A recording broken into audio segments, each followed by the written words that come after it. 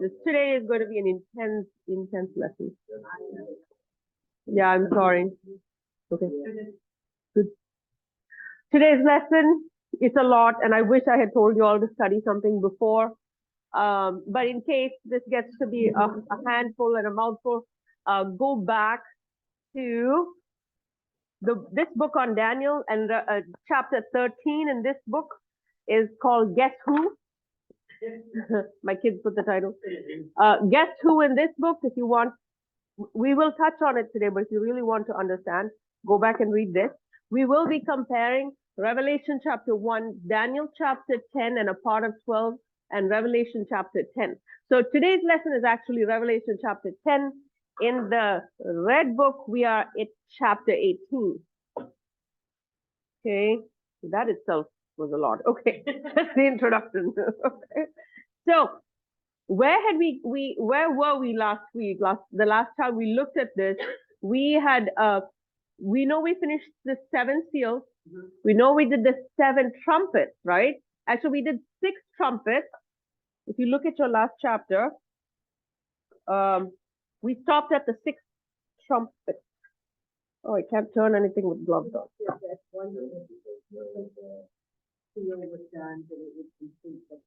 Yes, I'll tell you that again. Let's do that again. Correct. Okay, so as Vino put it last time, we have the seals, the trumpets, and the bowls. As Vino really, he really put that, he said it really well. It's like a choir and 3 different levels of the choir. So it's like the 7th seal, imagine they're like the tenors or whoever, who are holding a note. And they're like, ah, and then the next group comes in and they're like 1, 2, 3, 4, 5, 6, the 7th one, and then they're holding a note, right? So just imagine this is holding a note. And then this group goes, ah, or whatever the next note is. And then the 3rd group comes along and then they all hold to the end and there's a crescendo. Kind of like that, okay? So you, yes, and it's all like a final thing. So we have 7 seals, we have that, and the 7th seal opens up to these 7 trumpets, and the 7th trumpet opens up to the 7 bowls. But when does the 7th seal stop? Right at the end. So the 7 bowls are contained within the 7 seal, 7 trumpets. The 7 trumpets are contained within the 7 seals. So only when the 7th bowl is finished does the 7th trumpet complete, does the 7th seal finish. Okay? It's a little strange, but it's all culminating at this point of time. These are the events and the judgments that fall during the tribulation.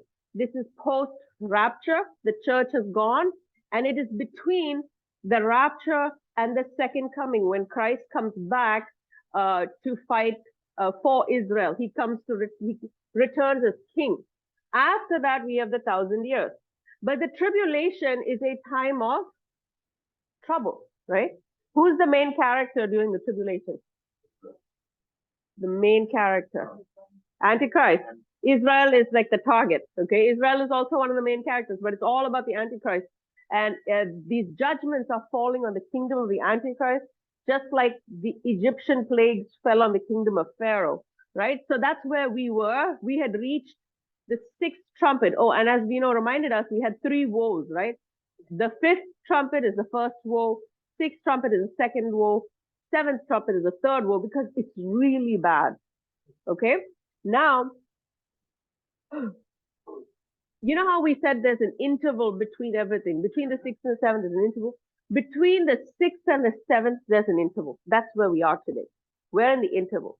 Because last chapter, we did 1, 2, 3, 4, 5, 6.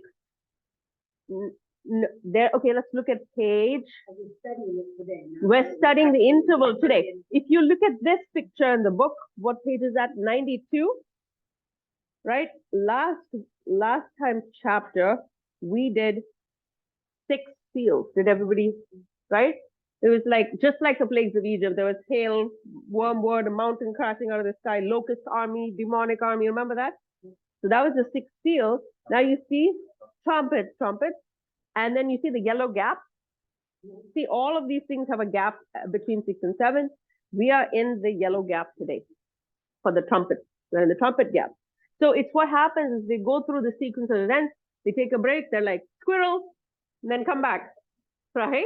Okay, so that's exactly. So we're going to look at it's not a squirrel today, but we're going to look at the mighty angel.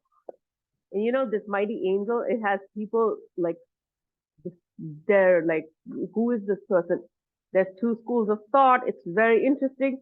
Um, yes, I'm going to touch on that today. So Revelation chapter 10, let's open up. So for a moment, we forget to see the trumpets and the seals. Revelation chapter 10, verse 1.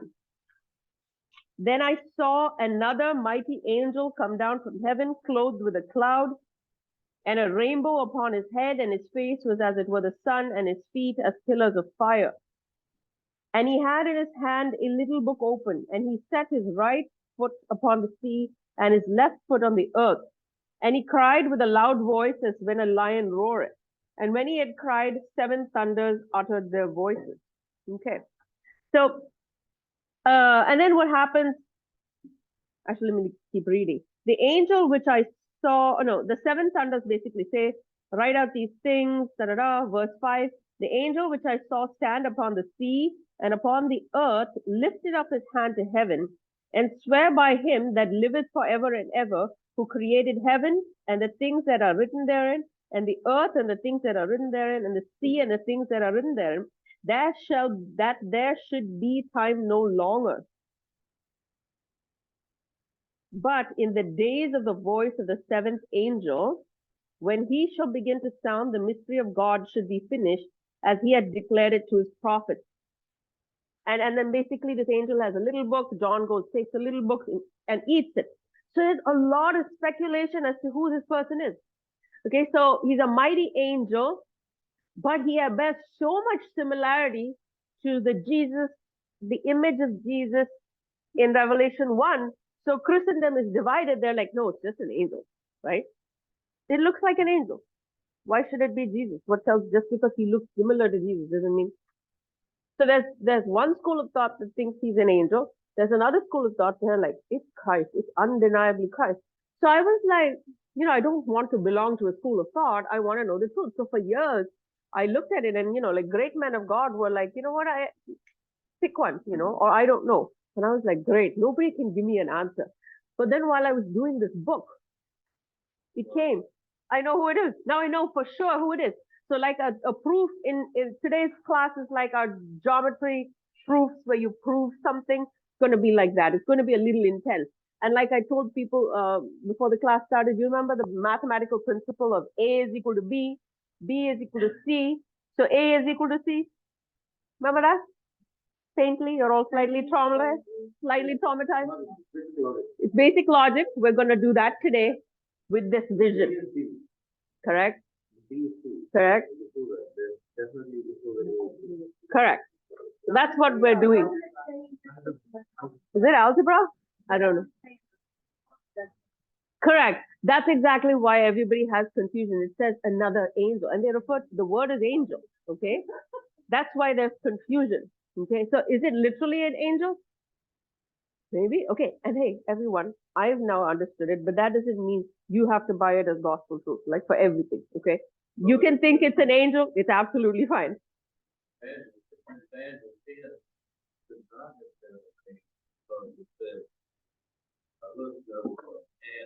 Correct. Okay. Okay, he's jumping ahead again. Somebody read the book. Yeah, I know. Okay, so let's do this slowly. Let's fill in the blanks. There's a lot of blanks today.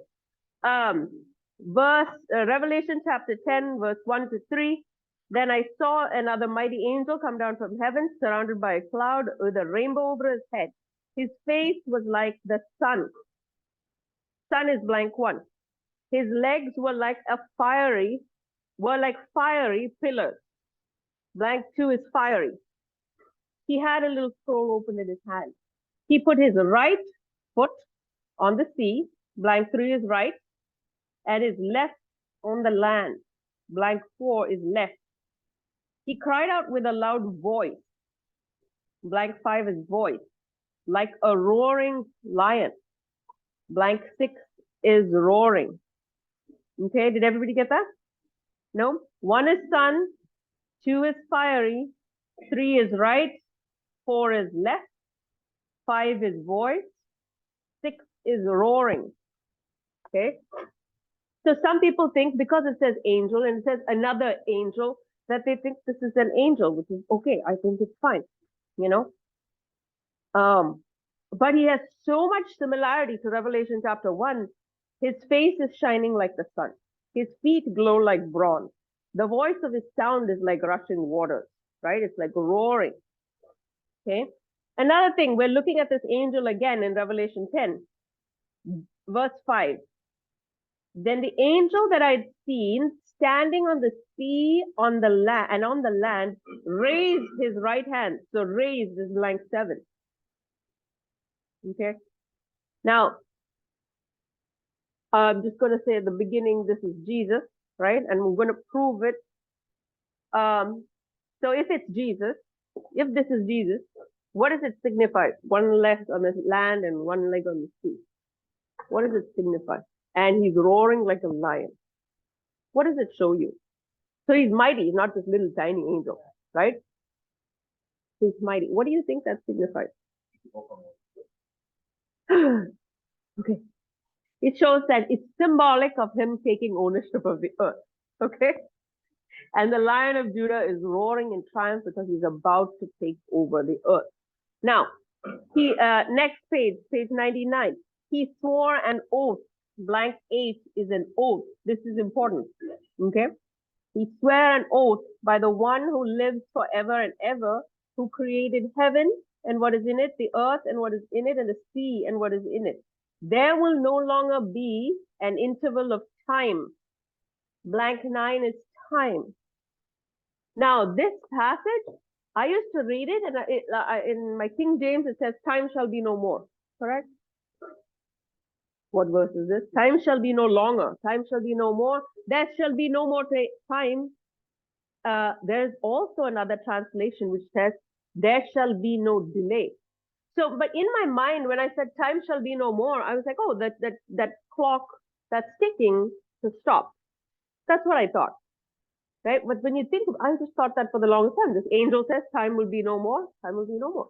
But after that, to say this angel is about here, and he says time will be no more. But do we still continue to have time? We do. We still have 3.5 years, which is 1,260 days, 42 months. That time is still ticking. We also have 1,000 years after that, remember? So it's not like time is a small dot on the line of eternity, right? It starts at a certain time and ends at a certain time. But at this point, time has not ended, okay? So I think the better translation is there will be no more delay. There will be no more delay. That's very different from time has stopped. Okay. I think that's a better understanding. Okay. Because, so that's your next blank. Because if you think time shall be no more, if you think in that term, you think that time has stopped. Blank 10. Time has stopped. So, who is this person? He is very similar to the person seen in Daniel chapter 10. So let us look at Daniel chapter 10. And I've done this in Daniel chapter 10, in this blue book, right? In the blue book in Daniel, this one, chapter 13 in this book, it's called Guess Who? In this chapter, I have equated this man in linen with Jesus. It's very similar. So if you want to start somewhere, start with chapter 13 in this book to refresh. I equated these two. In this chapter here today, I'm going to equate these two. So obviously, this is this. Okay? Correct. Okay? So this is A, this is B, this is C. In the book of Daniel, right, in the blue book, I did this is equal to this. Today, I'm doing this is equal to this. So you know that all three are the same. Okay? So it's a very interesting passage. I have never heard it preached before. It's just like, I saw it and I was like, oh, it was like amazing. So it just blew my mind. So let's look at it. Daniel chapter 10. The setting of this, right? Who sees this vision? Right. Where is Daniel? He's in Babylon, correct? So he's by a river. Can you see what river he's by? No, Chebar is in Babylon. That was Ezekiel. Okay. Daniel chapter 10, he's basically fasting, fasting 21 days. I'm in Daniel chapter 10, verse 3. Okay. Okay. Okay, thank you. I didn't know that. Okay. And in the 4th and 20th day of the first month, as I was by the side of the great river, which is Hiddekel, right? So he is on the bank of a river. I want you all to picture this, okay? And he lifts up his eyes and looked, and behold, a certain man clothed with linen, whose loins were girded with the fine gold of Uphaz. His body also was like the beryl, his face was the appearance of lightning, his eyes as lamps of fire, his arms and his feet like in color to polished brass, and the voice of his words like the voice of a multitude.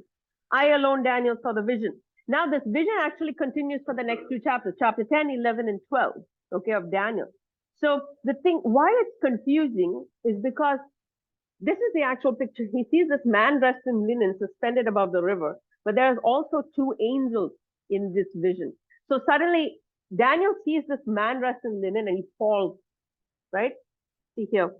Then I was left alone because everybody knew he was having some kind of vision. They all ran away. Yeah. Daniel is left alone. He saw the great vision. There remained no strength in me, for my comeliness was turned into my corruption, and I retained no strength.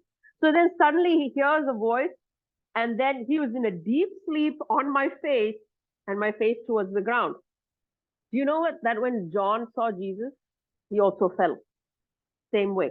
Okay? Very similar. Now, why Daniel chapter 10, 11, and 12 is confusing is because suddenly an angel touches him and says, hey, get up and let's talk. And then he communicates with angels. They basically tell him about the king and the Antichrist, and they tell him about this period, okay, in Daniel to get a context. So who are the players in this vision? So you have a river, you have Daniel's at the river, you have two angels, okay, and then suspended above the river is the man dressed in linen. So if you don't see that, then you mix everybody all into one, bunch of angels and Daniel. But there's actually a very important character. It's a man dressed in linen. So let's just fill in the blanks. Page 99. I looked up and there was a man dressed in linen. Man is blank 11. Linen is blank 12.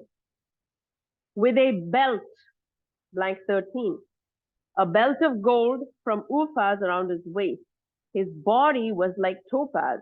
His face, blank 14, face, like the brilliance of lightning. His eyes like flaming torches. His arms and feet. Feet is blank 16. His feet are like the gleam of polished bronze, and the sound of his words, 17 is sound. The sound of his words like the sound of a multitude. Blank 18 is multitude. Okay. So this reference is Daniel chapter 10, the man dressed in linen. So he's got this linen, so we're assuming it's white, right? Usually linen is white, could be. He's got a belt of gold. His body is like topaz, so it's glowing. His face has the brilliance of lightning, so it's obviously radiant, okay? His eyes are like flaming torches, so like fire, right? His arms and his feet are like polished bronze. And the sound of his voice is like a multitude, so like the roar of a multitude. In Revelation, they compare that to the roar of many waters, like a waterfall. So can you see the similarity between a multitude roaring and a waterfall? Okay.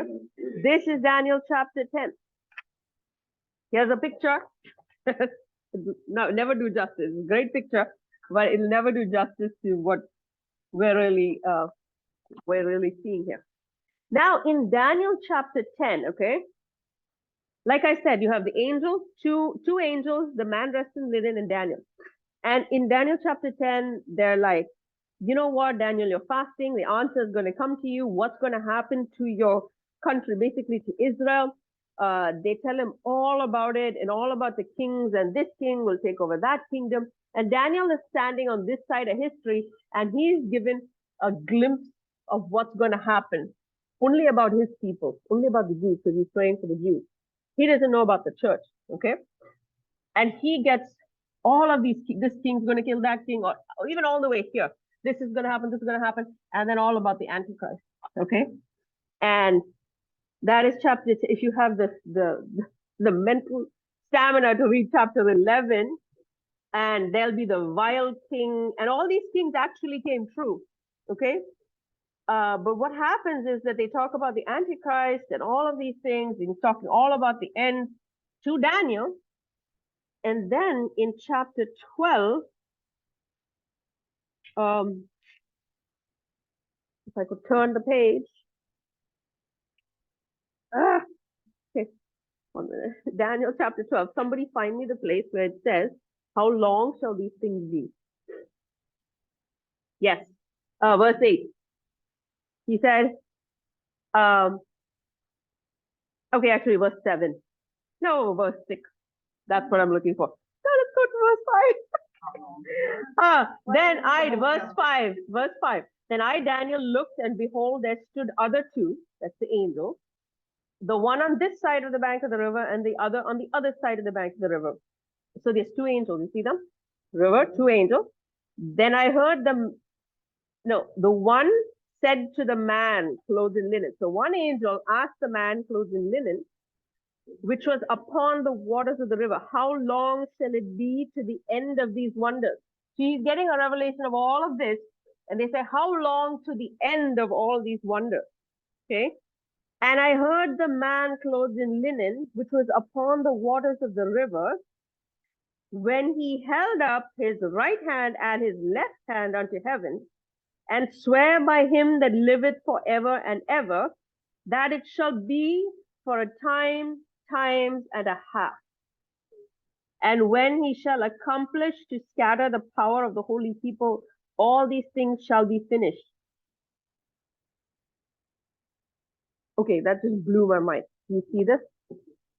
Let's just read it again.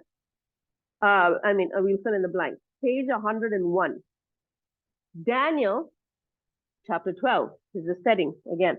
The man in linen is hovering above the waters of the river. The angel asks him, how long until all these extraordinary things happen?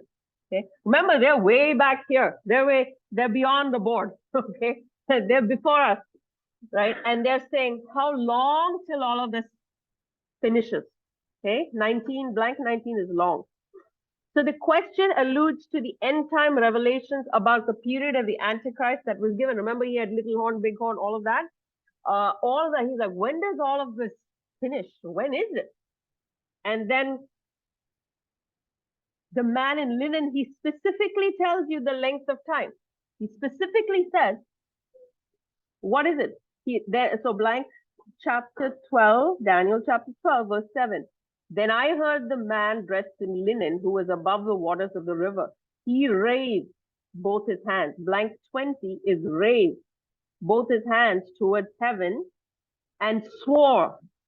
Blank 21 is swore by him who lives eternally that it would be for a time, times, and half a time. So they're way back here in time, right? And they ask the man dressed in linen, how long is it going to be? And he says, it's going to be 3.5 years. That's the reference to 3.5 years, right? Remember, the tribulation is 7 years, first 3.5, second 3.5. The Antichrist is the main character, right? When does he really come to center stage? This point. Second half, and it gets really bad. And remember, he sets up the abomination of desolation. He shows his true colors. So when are all these things going to happen? Times, and half a time, which is 1 year. Remember, time is 1 year. Times is 2 years.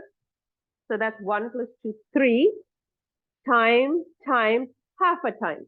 Does everybody remember that? Half a time is half a year. Correct.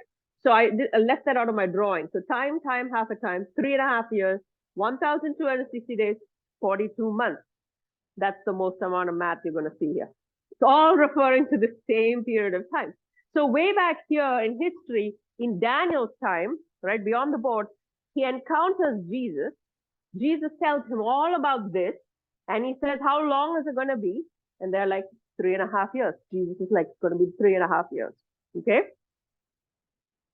Very interesting. Commonalities, the face shining like the sun. The looks are all the same. But it's an amazing passage. He raises his hands, both his hands, and he swears by him who lives eternally that it would be for a time, time and half a time, right? This is in Daniel. Did you know that the guy in Revelation, the mighty angel in Revelation, also did the same thing? He also raises his left hand and his right hand, and he swears by the one who lives forever and ever. Okay? But it's very similar. We'll look at that now.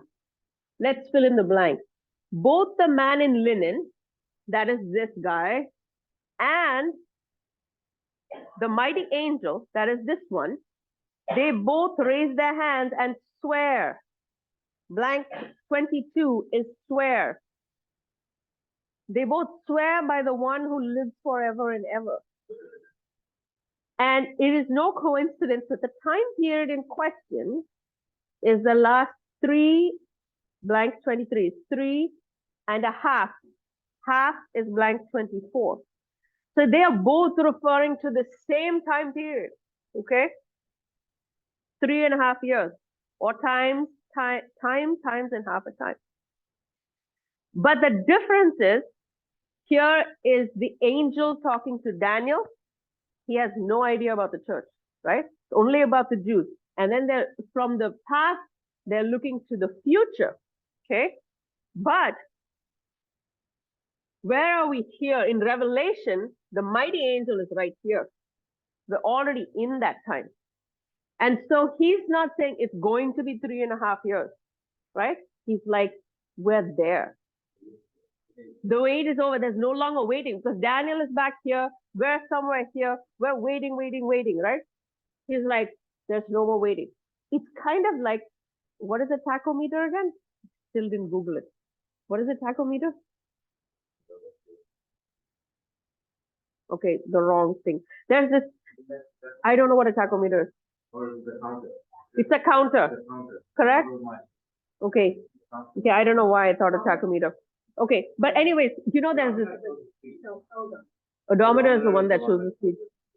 Okay, so okay, I've got an even worse example. Have you all played like catchphrase? It's a game. It's a little disc, one of my most favorite games.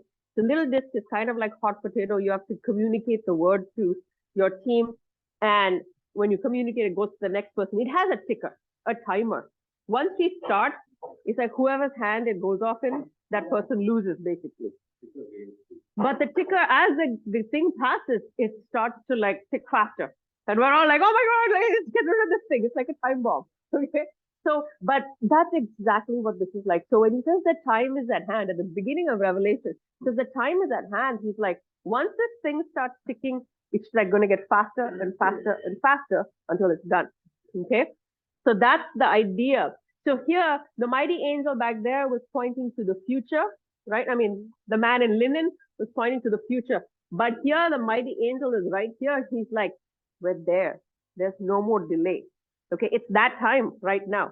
Okay. So he is basically announcing the end of this period is coming. So it kind of confused me. And we're going to see this concept in the next chapter as well. The next 2 chapters. It's like, they're going to be here and they'll be like, the kingdom of God has come. And they're like, what do you mean? All hell is breaking loose. What are you talking about? And then he's like, the kingdoms of this world have become the kingdoms of Jesus. And we're still here. And I'm like, that doesn't make sense at all. Or he is like, time, that's it. There's no more delay. But I'm like, wait a minute, there's 3.5 years. That looks like a delay to me. But actually, it's this concept of we've hit the note, right? We've hit the note. This 7th trumpet is blowing. When it stops blowing, we've reached the important spot. It's kind of like, yes, all this bad stuff happens in between. But once that trumpet blows, it's actually the announcement of his kingdom is coming. It's a little difficult, but we'll go over it again. Okay. So he is also satiating the cry of the tribulation saints. If you remember, the tribulation saints were somewhere here. They were under the altar and they're like, how long, Lord, till you avenge our blood? Right? And he's like, hold up. We need the full number of tribulation saints to come in. And then they get avenged when Christ comes at his second coming and he takes vengeance on the enemies, right? So it's the same way. He's like, hold up, your time's almost there, right? We're here, we're there, but it's going to be fast. 3.5 years, but it's going to be fast. But vengeance is coming. I know, it's freezing, right? So that's the next blank. How long? The tribulation saints, they cried, how long? Blank 25. Until you judge and avenge our blood from those who live on the earth. The tribulation saints were told to wait. Blank 26 is wait until the full number of tribulation saints has been killed. Now, back to Revelation 10, okay? Revelation 10. We're back to the mighty angel, 1 foot on the earth, 1 foot on the land. He swore that no more time should intervene. That's another good version. And there should be no more waiting. Blank 27. So he's here and he's like, no more waiting or delay. Blank 28 is delay. But that when the days come, when the trumpet call of the seventh angel is about to be sounded, it hasn't blown yet. Okay. So he's like, the seventh trumpet is about to be sounded. There's no more waiting. There's no more delay. Then God's mystery, blank 29, is mystery. His secret design, his hidden purpose, as he has announced the glad tidings to his servants, the prophets, should be fulfilled.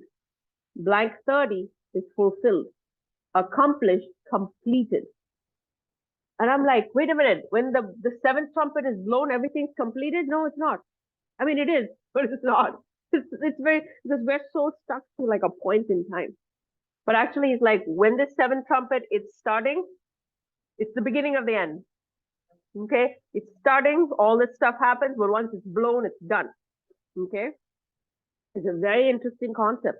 So they're actually rejoicing. It's like there's no more waiting. This is nothing. The 3.5 is nothing. That this hot potato is going to go off in no time. That's what he's saying. He's saying, so when we equate the seventh trumpet with everything getting really bad, right? All the birth pangs are getting really, really bad. But actually, his idea, God's idea is like, there's a baby that's going to be born, right? We're thinking, oh, I'm going to die and I'm never going to make it out of here. But, you know, in the concept, human mindset, right? All we see is when you think of trumpets, bowls, seals, all you're thinking is terrible, terrible judgment. But all he's seeing is his kingdom is coming, okay? And that's the point. And not only that, it is the completion of the mystery. His secret design, his hidden purpose from the beginning of time to the end of days, it'll be completed, okay? God's mystery. So what is the mystery? He's going to deal with his plan is going to be fulfilled, closed, like sealed up with a bow, okay? His design to vanquish sin will be completed when Jesus conquers the man of lawlessness, who is a tribulation hero, not hero, he's the main character, right? The pseudo Christ. What the war of Armageddon is basically Jesus against, excuse me, the Antichrist. When he is suppressed, his kingdom is suppressed, conquered, right? Then it's lawlessness. It's not just this one man. It's the principle of lawlessness. What is lawlessness? It's not just I was speeding and broke the law, right? What is lawlessness? It's being against God. God says don't do something and you do it, it's being lawless, okay? And it all originates with Satan. So he's going to conquer the man of lawlessness. And this whole story, from the beginning of time to the end, is going to end right there. Like this thing, this struggle with sin that we all have is going to be completely dealt with, okay? So the seventh trumpet is not just a point of time. It actually contains the entire 3.5 years. It blows for 3.5 years. If you want to remember, it's blowing in heaven, right? It's not blowing on the earth. It's blowing in heaven for 3.5 years. So the end of it marks the end of the tribulation, but the beginning of the rule of Christ in the millennium time. Now, what I want you all to see is, do you see the similarity between the people? Like John's vision sees, I saw one like with a face like the sun, feet like brass, his voice was like many waters. He's wearing a garment down to his toes, I think. He had a golden girdle, right? And his eyes were like a flame of fire. John sees the vision of Christ. When does he see the vision of Christ? Around, if we had a timeline, around here. Daniel saw him here. John saw him here. But you know what was interesting? Where was Jesus when John saw the vision? Where was John? In the physical realm, Daniel is near the river, right? Hiddekel. In the physical realm, John is in Patmos. Daniel is like whenever BC. John is AD, right? So there are different places, different spots of time, but here Daniel sees the man dressed in linen. Here John sees the risen Christ. But what is different between the two visions? Anybody? Very interesting. Okay, so Daniel sees Jesus hovering, the man dressed in linen hovering. But where is Jesus in the vision? What is he doing? No, in the vision of John. Just go back, forget today's class. Go back to Revelation chapter 1.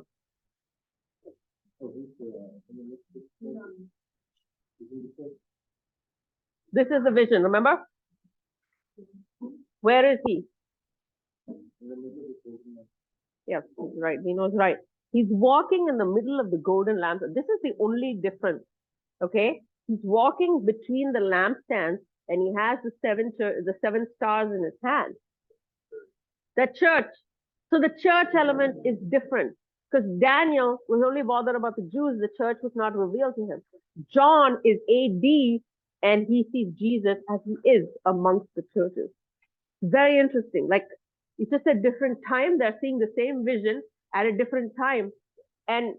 But it's all Jesus. It's all the same person. And then Daniel's the same thing, polished bronze. He's also voiced like a multitude, wearing linen with a belt of gold. Excuse me. Revelation 10, his face is like the sun, fiery pillars, roaring loud. He also has a belt. I mean, it's just like so similar. The same person with the same message, right? So it's absolutely fascinating. So that's the interval. And so just to remind you that Revelation is not just about fields and bang, crash and bloodshed and the Antichrist, all about him, right? And we get glimpses of him. And when we look at him, everything just, your troubles literally melt away, right? They're literally going through hell on earth here. But you look at him and he's like, it's going to be over soon, right? And your time of little bit of suffering is nothing going to be compared to like the glory, right? I'm not saying we're going through the tribulation. I'm saying the principle of the time that it feels really bad and it's horrible and you feel like it's a reflection of who God is. He's like, nope, this is short. If you can just survive this bad time, you can experience so much of his goodness, right? So much glory later on. Okay. Okay. Any questions? That is a lot.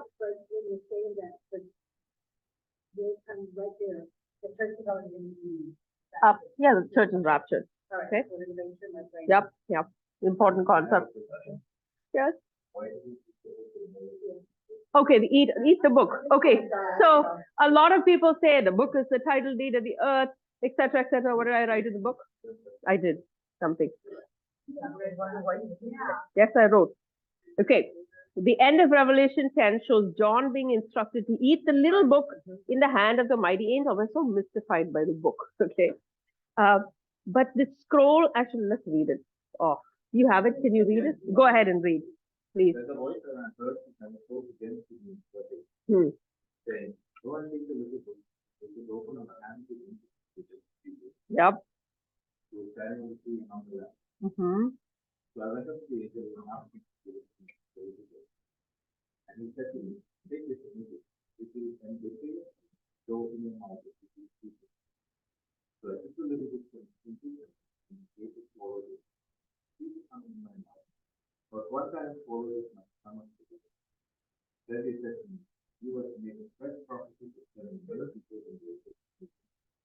and Okay. Okay. Now, I looked at this through scripture. He's given a scroll. He eats it. It's sweet in your mouth, but bitter in your stomach. It happened also to Ezekiel. Okay. So whenever a prophet is being told to prophesy to the nations, and it's not necessarily a nice thing, right? The word is sweet in your mouth because God gives it to you. When He gives it to you, it's sweet. So when you actually prophesy it makes you feel sick because it's not a nice prophecy. Okay. Ezekiel's prophecies were not fun. They were all about destruction of the temple and God's glory leaving. Okay. But because it's God's word, it's sweet in your mouth, but it turns bitter. Okay. So actually, this is like a division of time. Like it's that the tide is changing. It's what's happening. And John has prophesied stuff up to here, but he's like, now here's a little book. You take it, John. You eat it. Right? It'll be sweet in your mouth, but it's going to turn everything sour because he's got, that's the revelation for the rest of this book, right? It's for the other half, if that makes sense. It's the revelation that John received. Correct. Many people and correct. It's a fresh prophecy. not for this. Correct. It's for, no, it's for all the world. It's the whole world that's existent at this time. Not for the Israelis. John's prophecy? No, it involves Israel. But why do you think it doesn't contain Israel? But he didn't say Israel. You said nations. Do they not include? Okay, that's up to you. Many people, many tongues. But at that point, I know that you've written a line, there was 3 lines where the church. Correct. Correct. That's what I think. Which also involves Jews, but he normally separates Jews and Gentiles into two like different groups, right? So yes, you could be right. It could be whoever else is left on the earth. The Jews have a very special plan. But yeah, it's basically the little book is the prophecy for the next season. That's what it is. Because another school of thought is like, that's the title deed of the earth. The angel is taking possession of the earth. He has a title deed in his hand, but we already established that the scroll is a title deed. Remember that? Right? So it's like, why little book, scroll, two different things. And it just, he says it. He says it. He's like, what? Eat it? And it's the new prophecy. What did you just read? It's a new prophecy. Fresh prophecy. Yeah. That book is connected with prophecy. And it's just like that in Ezekiel chapter 2 as well, if I'm not mistaken. He's saying, eat the book. Did I say Ezekiel? Yeah. Same thing. Okay. Anything else? Does everybody see how these three are the same? That's all I want you to see. You can see it.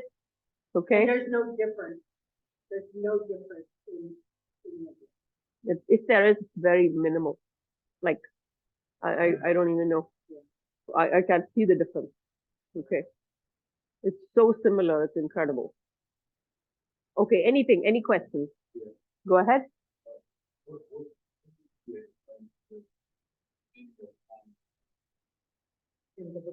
In the book of Daniel and here also, in this book, okay, can someone help me find it? It's here. Yeah, I know. Same thing, right? No, that's fine. It's chapter 5. What time is it? Is it? Or what page is that? So I have a chart here on 24. 24. Yes. Thank you for bringing that up. Time times half a time. The breakdown of that, the time period is here. 23 describes it. And 24, if you want the order of events, just go back to chapter 5, what time it is. What time is it? Okay, because that talks about rapture, tribulation, 3.5 years, second coming millennium. If you wanted to sort it out. Correct. 360 days, not 365. Right? Mm-hmm. Correct. Correct. We're on Gregorian. No, Julian. Oh, I don't know.